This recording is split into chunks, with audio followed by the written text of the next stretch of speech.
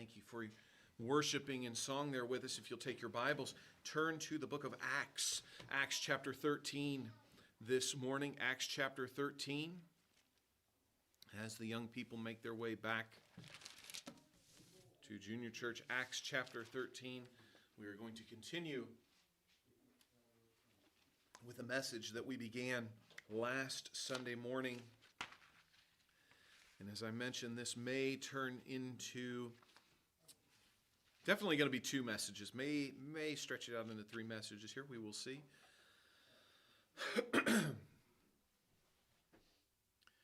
Acts chapter 13. And just to recap a little bit, you'll remember we're looking at these two chapters all together in one big cohesive unit because these two chapters chronicle for us the first missionary journey of Paul. Of course, Paul was not alone. He and Barnabas went together, and they did have others in their company. At the beginning, we're not going to read chapter 13 and 14 all over again. We'll just briefly go through this just to reacquaint ourselves with what's happening at the beginning of Acts chapter 13. Remember, this is the church at Antioch. Antioch was to the north of Palestine there in what we call Syria today. And it was a large-ish city, and it was a large church there that had started with the Jewish, inside of the Jewish culture that was there, Jewish, I am blanking, population, the Jewish community there. That's, oh man, remember they would go to the synagogues, they'd start there, and so they did have a church that got started there in Antioch, became a strong, vibrant church. Yes. Is my breaker on? Do I have to? Yes. It's on? Yes. Okay. All right. Thank you. So they were very involved in spreading the gospel, and God at this point, remember, he's already separated Paul as an apostle. He's already given him special dispensation, special training up until this point. But this is where he actually begins to use Paul in his official capacity as this apostle to the Gentiles. And so Paul and Barnabas also were at this church in Antioch along with others. And God says, I want you to separate these guys. I'm going to give them a special mission, if you will, and special power to go out and work for me. And so they take off. They go to Cyprus, and that's where we see they minister to a government official there on Cyprus, and then also do battle. They are contested there by a sorcerer, and this is where Paul kind of jumps to the front of the line. That's not the right way to say it.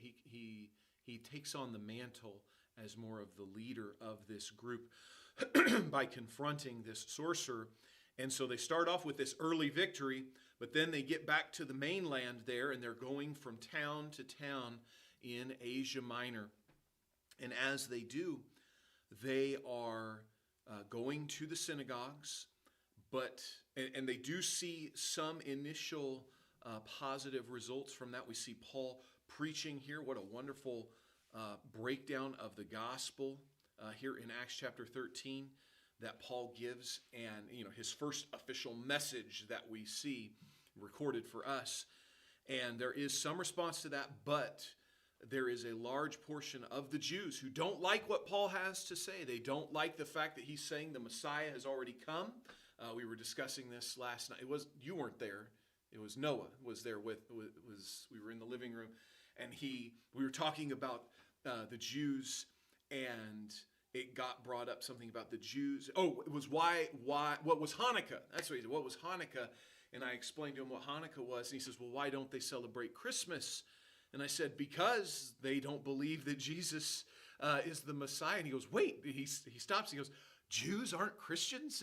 And so we had to have a little bit of a learning session there. And we broke that down for him, how there were some Jews that most of the Jews at that time, they rejected the idea that this rabble rouser known as Jesus from Nazareth was the Son of God. And so they did not like Paul presenting that, and they definitely didn't like Paul sharing the idea that it was the Jews who had murdered the Messiah. And so they fought back against us, and we see this theme carry through to the end of their missionary journey, where they are challenged by the Jews, and we'll get into more of that here in this message. But we see, and of course all of this culminates, right? The climax of all this is when they get to the small town of Lystra, and the Jews finally catch up with Paul, and they get enough public support, they get enough of the people stirred up, right? They get a little bit of mob mentality, a little bit of riot going there, and they get the people to stone Paul. And Paul, even though he had been murdered, and of course the scripture never explicitly says that Paul died. It says they supposed him to be dead. They pulled him out of the city, but when they get out there, he is able to stand up and walk back into the city. And of course, either way you cut it, it's a miracle. If he died and then came back to life, that was miraculous. If he didn't die, this guy is made of Kevlar or something. That's a miracle in and of itself, that God protected him and protected him physically in such a way that it did not end his life. I'm not saying that doesn't. Excuse me. I'm not saying that means it didn't hurt. That's what I'm trying to get across. I'm sure that it was a very painful experience. I know how I feel. Did you ever get shot with a rubber band, right? And it's like, hey, right? That snap, that hurts.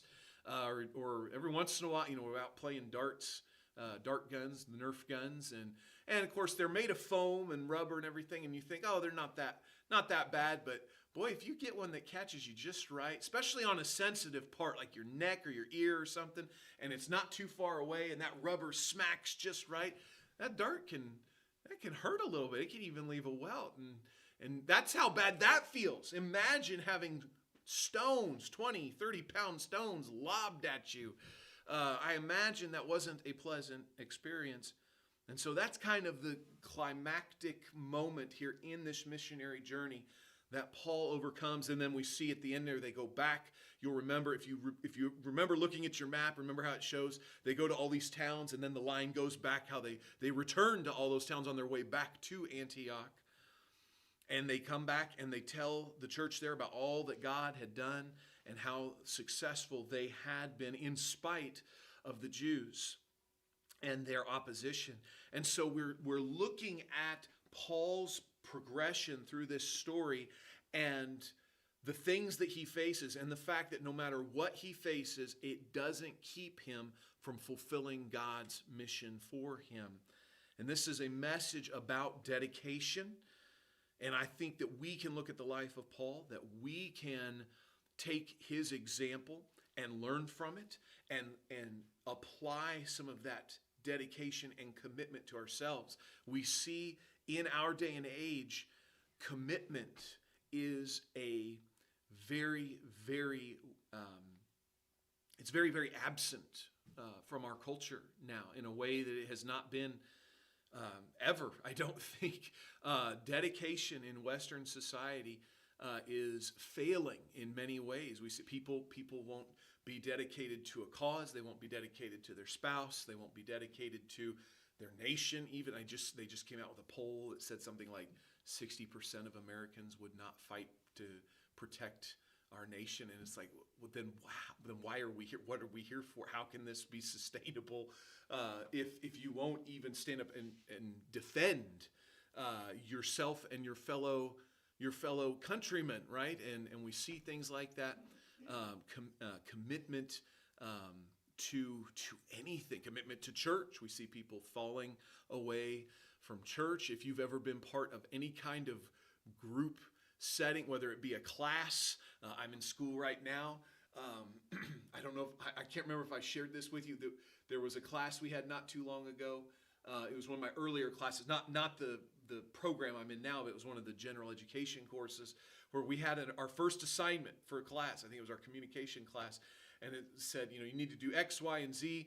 And people were actually getting on there and they're just like, pass, no, not doing it. They're just like, well, they would rather just take the hit. All they care about is just getting a grade just good enough to pass the class. And so they would actually selectively choose which assignments to do or not do. And if they didn't feel like doing it, it's like, and it's like, wait a second. And it's just no sense of dedication to this course, that they're trying to complete.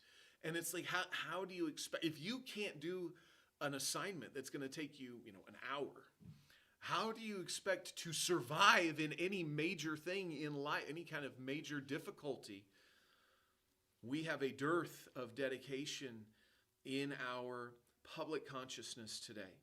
And so I think this message is very appropriate for all of us. We could all improve when it comes to sticking to it and following through and finishing the job. And Paul here gives us a great example of that through this first missionary journey. We started off, I have several ideas for you about Paul's dedication. And we started off last Sunday, because we did a lot of setup last Sunday. We read through both of these chapters so we could get the whole story. And then we gave you our first thought, that Paul was dedicated in spite of desertion. And we looked at the part of the story there where they bring Barnabas's nephew, John Mark, with them, but John Mark leaves them. He gets bored, he gets tired. We're not exactly sure what it was that drew him away, but he decided he was going to bail on them. And we talked about the fact that in the ministry, when it comes to serving God, you're going to have people jump ship on you. That's just what happens. It's been happening for 2,000 years. All right, we've watched this happen where people, and we gave some other examples from the scripture there last Sunday, but this is not a new thing. We see this happen. We see, if you've been in church for any length of time, then you have gone through this experience of having an individual or a family be part of your church, and the next thing you know, they're out. They're gone. Why? Like we said, they got bored.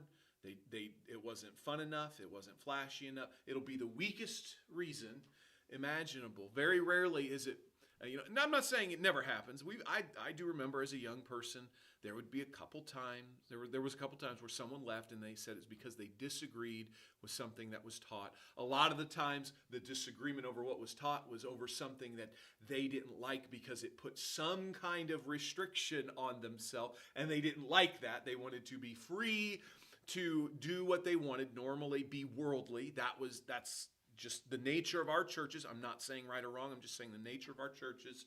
That's normally the trend that followed. It was, I want to be able to wear this type of clothing or watch this type of program on television or listen to this type of music or go to these type of places. And the church preaches against these things and says they're bad. And so I'm going to go find a church that doesn't say they're bad. And that was generally what would happen. Not always, but it did happen sometimes where there'd be a disagreement. But even then, it was normally over something petty and ridiculous. And that's just part of dealing with groups of people. It's sad. It shouldn't be that way, but we're seeing that more and more. We're seeing people bail on God, bail on church, bail on the ministry, bail on family even. And Paul says, I'm not going to let that stop me. I'm going to keep going. So that was our first thought last Sunday. We're going to continue. We're going to jump right in here. We're in Acts. I said turn to Acts 13. That's where the story begins. We're actually going to look at our next thought in Acts chapter 14.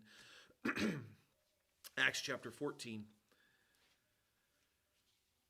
And we're going to start reading again here in verse 11. You'll remember this is when they come to this area with Lystra and Derbe and Lycaonia, and they're at Lystra right now.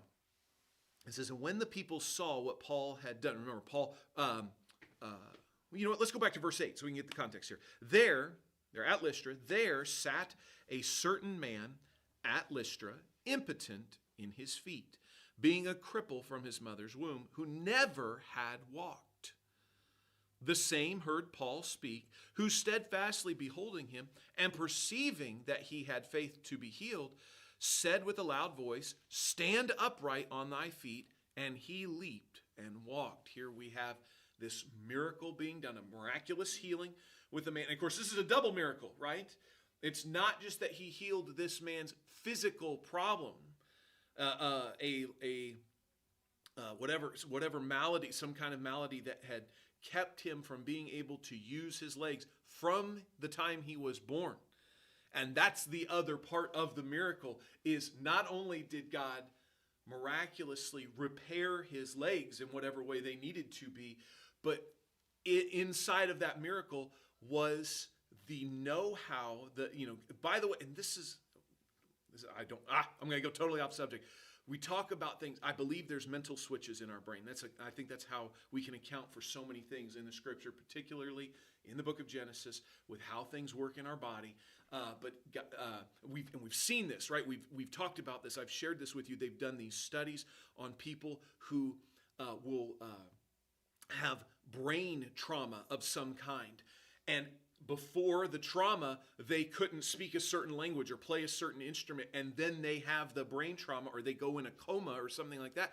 And when they come out of the coma, or while they're healing from the brain trauma, all of a sudden they can do things they never knew how to do before or had never done before. And so, our minds are very complex, and I believe there is way more in there than even what we realize. And God, as part of this miracle, God tapped into the center in our brains that allows you to walk and have balance. And miraculously, this man not only could walk, he knew how to walk all at once. I think that's actually the greater miracle, to be honest. They even have, right? People will be injured and they'll be in bed for a while. This will be adults, right? And adults have to relearn how to walk. People who already walked, right, for a long time. And here it's just instant. Someone who had never walked is able to. And so, because of this amazing miracle, verse 11. Sorry, I kind of got off on that, but that's a whole other thing I love to read about, that the brain thing. I thought it's things like Babel. How do we explain Babel? I think this is the kind of thing. I think there's things in our minds that God can unlock and lock, but that's just me. Verse 11. And when the people saw what Paul had done, they lifted up their voices, saying in the speech of Lycaonia, The gods are come down to us in the likeness of men. And they called Barnabas Juniper and Paul Mercurius, because he was the chief speaker.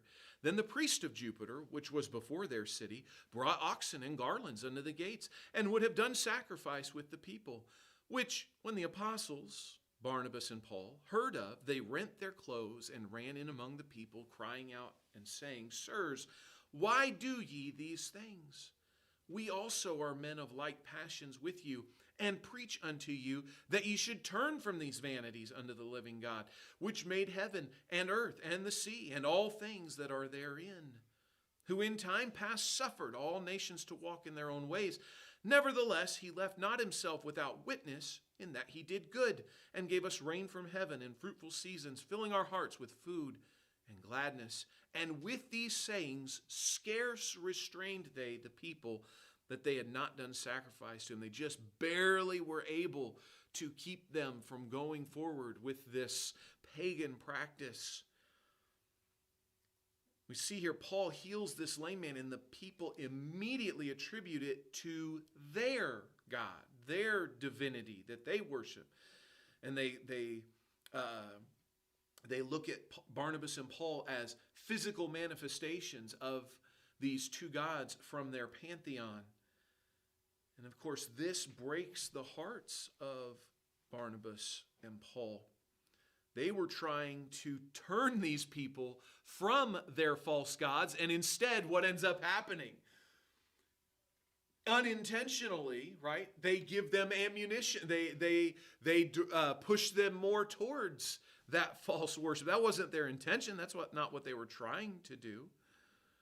The people here were completely missing the message. They didn't get it.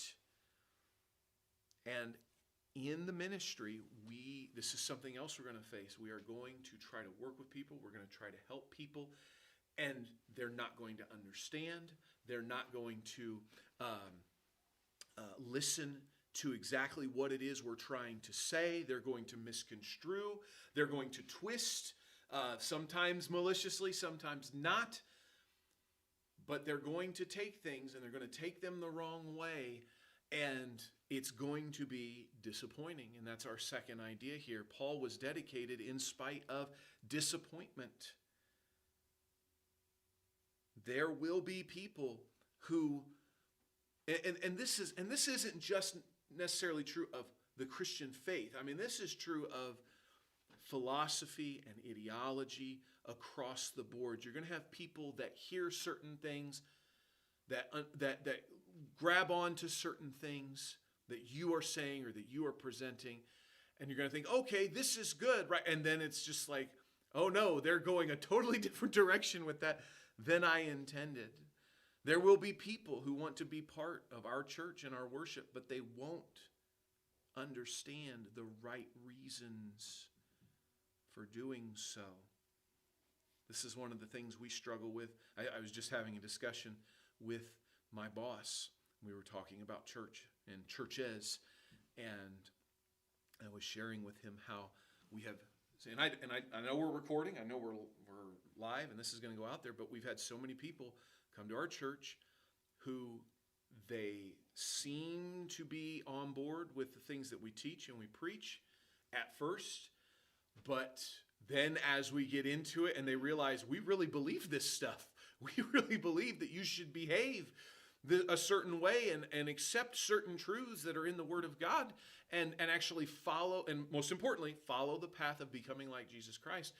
And they realize that and they struggle with that. But I was also sharing how the really big thing, though, that we face is everybody, no matter what, people who ask about our church, who think about visiting our church, the number one question we always get is, how big is your church? Which is code for, is there enough stuff to keep me entertained? And it's also code for, can I hide in the crowd? It's both of those things put together. A lot of people aren't as blatant about that. I have had a couple people. I've had people before tell me that they like going to big churches because then they can hide in the crowd. They've actually literally said that. And of course, I'm glad that, because that's what church is all about, right? And so that whole mindset, right? It's a wrong mindset to have towards church and towards God. But the bigger one is the how big is it? How much stuff is there to do? How many activities? How many things can we do to enjoy and fill up our time and say we're part of this church without it really having to be the eating your vegetables part of coming and sitting and listening to real teaching, real truth. I feel like that's a perfect way of picturing modern church today. Most churches today, it's cotton candy. It's come in, it tastes good for a minute. There's nothing really of substance to it. It looks cool. It looks colorful. And it's fun. And cotton candy is fun. Don't get me wrong. But you can't exist on cotton candy. That doesn't give you what you need. And I feel like that's spiritually, that's the way churches are today. And people leave because we're not cotton candy. I'm sorry. I try to have a little bit of flavor. We try to have as much of a balance as we can here with everything, but that's not us. And so we have so many people who have come in the door, but then gone out the door because of that. And it's disappointing. It's disappointing to have people engage in that way initially, and you're like, okay, they're listening, this is good, but then it's like, oh no, there they go down the wrong, this isn't where we wanted to go with this. And then we see this, of course, happen in the scripture. Luke chapter 13 says, then said one unto him, Lord, are there few that be saved? And he said unto them, strive to enter in at the strait gate, for many, I say unto you, will seek to enter in and shall not be able. A lot of people struggle with this fact, But the fact is, the people who say they believe in God is a much bigger group than the people who really believe in God. The people who really believe in God are a subset of those people who say they believe in God. But there is a huge difference between those two sets. And that's just the way it is. That's what Christ is saying here. They have that form of godliness, but they deny the power thereof. We've already spent time in Matthew 7 there, and we've used it. I don't know why that keeps coming up, but not everyone that saith unto me, Lord, Lord, right? We've covered that not that long ago, so I'm not going to spend too much time on that. But that whole idea of you can lead the horse to water, but you can't make him drink. We're going to have people come in. We're going to have people we interact with. We're going to have people we engage with. We're going to have people that even listen and maybe even accept some of the things that we say. Right? But we're going to, and of course, modern society, the modern information age, there's just so much now that's out there swirling around, and people are so confused and so blinded by all of these things being pushed on them. I think maybe the greatest example of this was when when Texas, this was a couple years back, when they passed some very strong anti-abortion legislation. And I don't know if you folks remember this, but there was a movement there that there was a bunch of females that came out on social media, on Twitter, Facebook, and they were saying things like, well, fine, if we can't have abortions, then we're going to withhold our bodies from you men. We're not going to have physical relationships with the men. We're going to keep ourselves from that.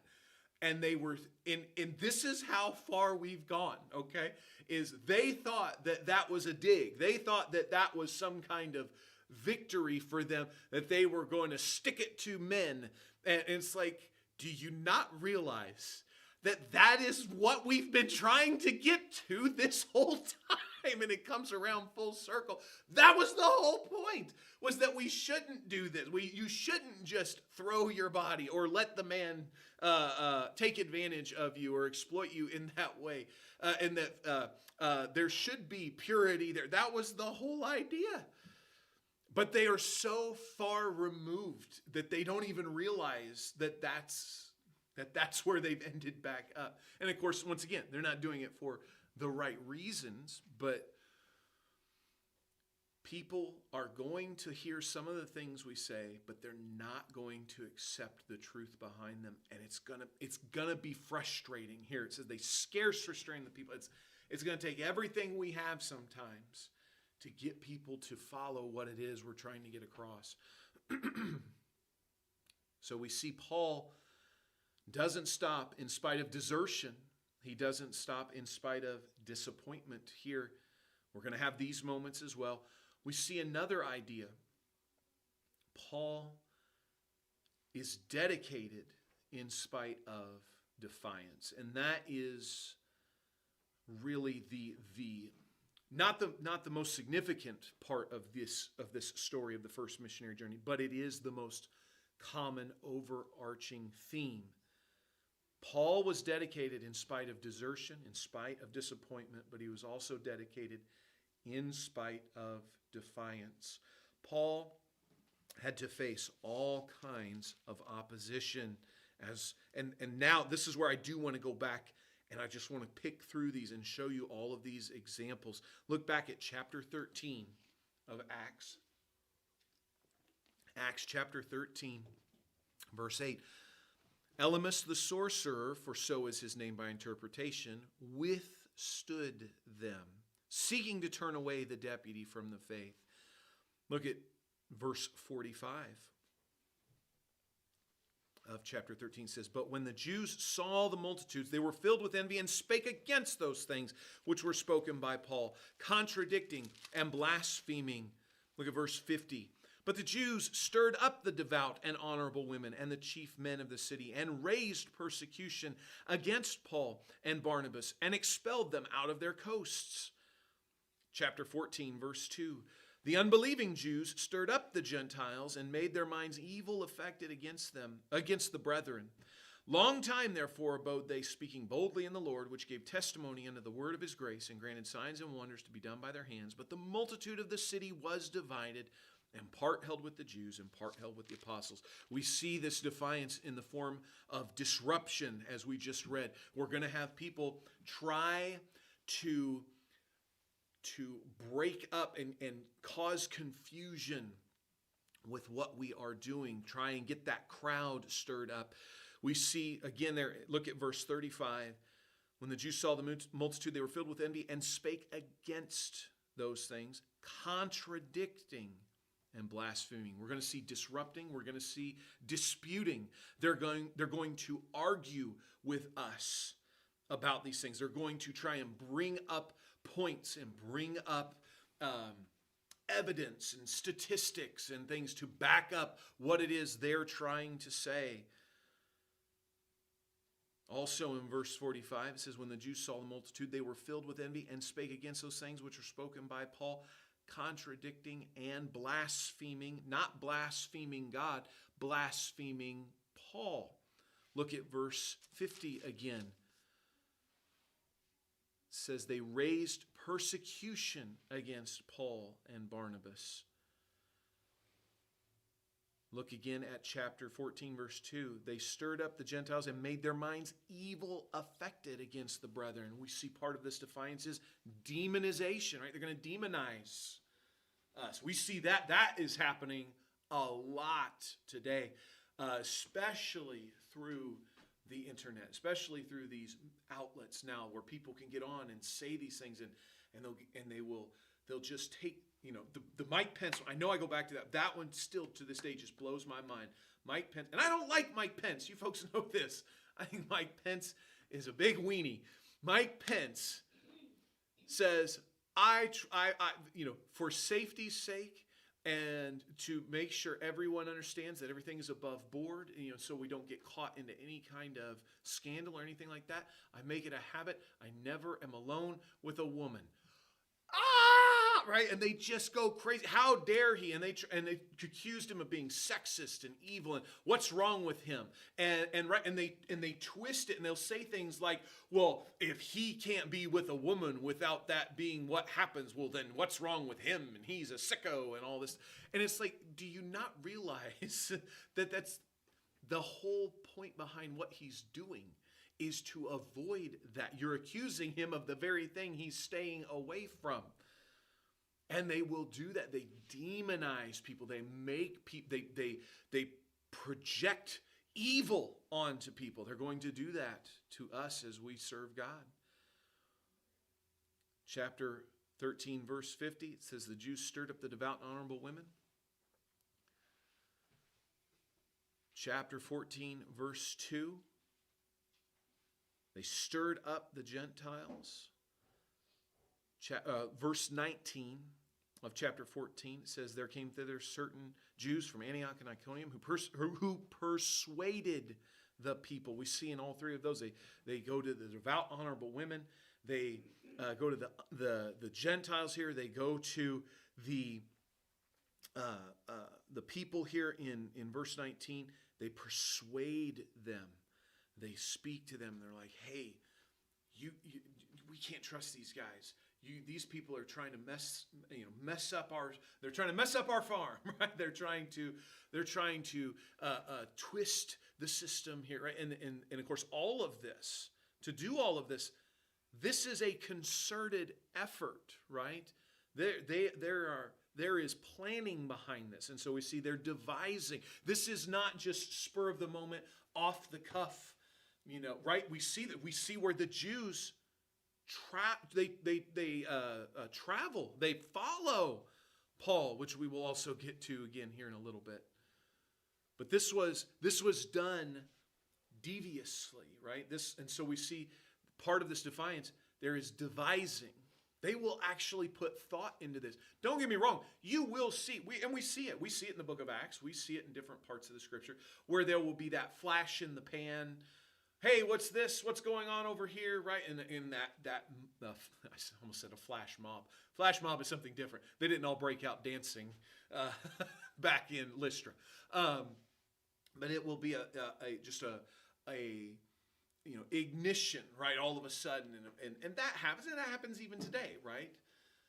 But we see also, like we see today, where sometimes they plan these things. They will have these protests. They will have these riots. We've experienced this quite frequently over the last several years, where there will be protesters show up, and it's like, yeah, but they bust them all in. This is not organic. And that's a similar situation to what we see here. Verse 50, again in chapter 13, it says, the Jews stirred up the devout and honorable women and the chief men of the city and raised persecution against Paul and Barnabas and expelled them out of their coast. We're going to see denial as part of this defiance. They're going to shut us down. They aren't just going to argue. They aren't just going to make us look bad. They're not just going to try and plan ways to circumvent what we're doing.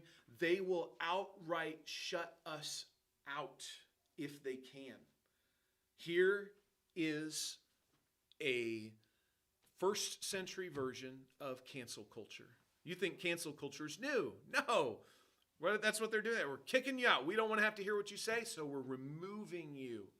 We are not going to let you have access. And we see that's a huge battleground right now where you have different companies. Even this is becoming an issue even with banks and payment processing and things like that. Have you seen this where you'll have a company that or an individual who says something that some of these big companies don't like, and they'll say, well, since you don't agree with us, since you don't follow our agenda, since you're out here trying to say things that we don't like, we won't let you use our bank. We won't let you use our system to process funds. And so basically it hamstrings these people from being able to get the resources they need or to use those resources. We see that happening more and more today as well. Chapter 14, verse 4, the multitude of the city was divided. We see that's another part of this defiance, this opposition Paul had to face. They will be divisive. And if there is one thing out of that list I just gave you, that is the key idea that we see today. Our nation, our people, Western society is so divided right now. We've spent a lot of time talking about that division, so I won't say anything more about that. But we see here the people, these people, these Jews, they're doing everything, well, and Elymas, early on. They're doing everything they can to ruin the ministry. And we're going to face more and more of the same as time goes on. Other religions, activist groups, and even the government are going to continue to step on, infringe on our rights and on our calling to do what God wants us to do, to spread the gospel. John chapter 15, verse 19, it says, if ye were of the world would love his own. But because ye are not of the world, but I have chosen you out of the world, therefore the world hateth you. I am in one of my classes I'm taking right now is pathology and microbiology. And we are learning about infection and the body's response to pathogens, and whether it be the response to antigens through antibodies, the response to foreign substances through allergic reactions, things of that nature. You have that response. That's what your body's doing. Your body is responding to things that shouldn't be there. And we see this I think the one we're the most familiar with is the allergic reaction, because that's when our body reacts to something that it doesn't really hurt that it's there. Your body just thinks that it shouldn't be there, and it's like, no, we got to get it out right now, and that's why you sneeze and have that strong, fierce, it's just trying to get it out. But we see it happen in other ways as well. Your body has different mechanisms for trying to combat those things. It has, phagocytosis, where your blood cells will surround and try to basically eat the bad bacteria or whatever that's not supposed to be there. And in a way, that's what Christ is describing. He says, we are the infection in this scenario. We, as God's people, are the foreign substance that the world looks at and says, that doesn't belong here. We don't recognize that. And it reacts to it, and it tries to expel it or conquer it or get rid of it in some way. Beware of false prophets, which come to you in sheep's clothing, but inwardly they are ravening wolves. Sadly, the sad part of this story, and again, the defiance of this is the central thought going through this whole missionary journey. It's all of the things that these people did to get in Paul's way of trying to serve God. And the saddest part of it is, who is it that's doing this? It's the Jews. It's his own people. And many times we're going to face opposition from those who claim they are on our side. And we're seeing that more and more today as well. We are seeing more and more conservative people, Christian people, who they claim that they share our values and they share our beliefs. And yet in practice, we see how that doesn't really play out in reality, does it? Those false prophets, those ravening wolves in sheep's clothing. Matthew 24, Jesus answered, said to them, take heed that no man deceive you, for many shall come in my name, saying, I am Christ, and shall deceive many.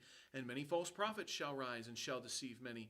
For there shall arise false Christs and false prophets, and shall show great signs and wonders, insomuch that if it were possible, they shall deceive who? Do you remember how the verse ends? Who are they going to deceive? The elect. If possible, they shall deceive the very elect. That's us. Even believers might get taken in sometimes by some of these. I don't want to say celebrities. That's not what I'm trying to say. But people we would think who should be leaders, people who should be voices for what we think, or what we follow.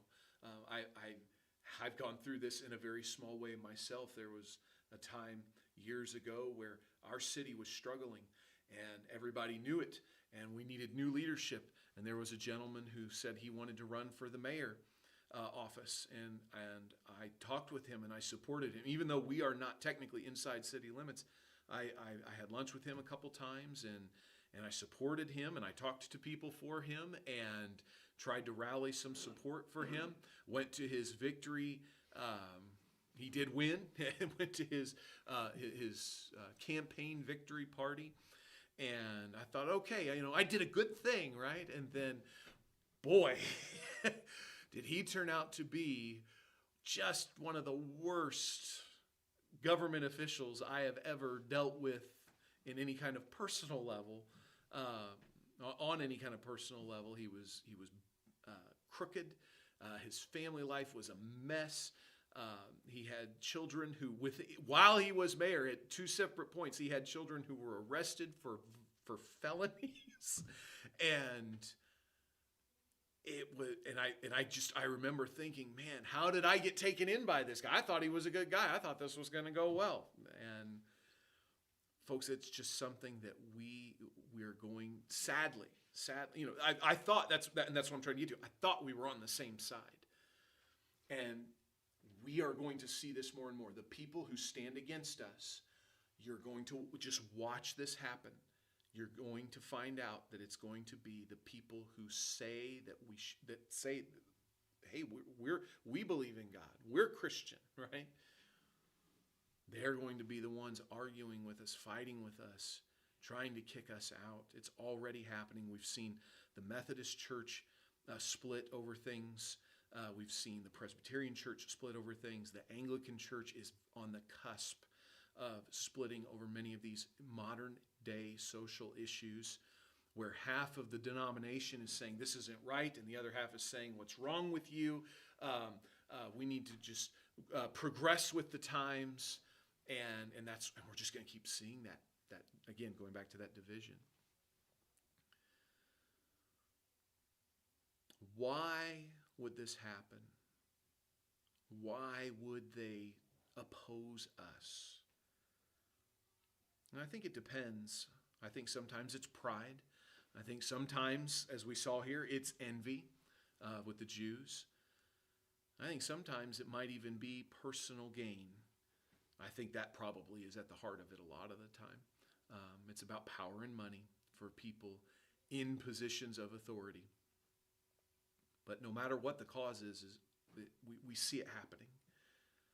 And it's sad and it's difficult. But it didn't stop Paul. Paul faced these opposers all through this, and he still kept going. And of course, the ultimate form of opposition is what we see there happening at Lystra when he's stoned. We're actually going to get into that next Sunday as we close this this three-part message. Paul was dedicated in spite of desertion, in spite of disappointment, in spite of defiance. He didn't let these things stop him. He continued to fulfill God's calling for his life. We are going to face similar things, and like Paul, I believe we need to be dedicated and continue down the path God has for us. We will close this message up next Sunday, but we'll go ahead and end for now, and we'll finish next week. So let's go ahead and have a word of prayer.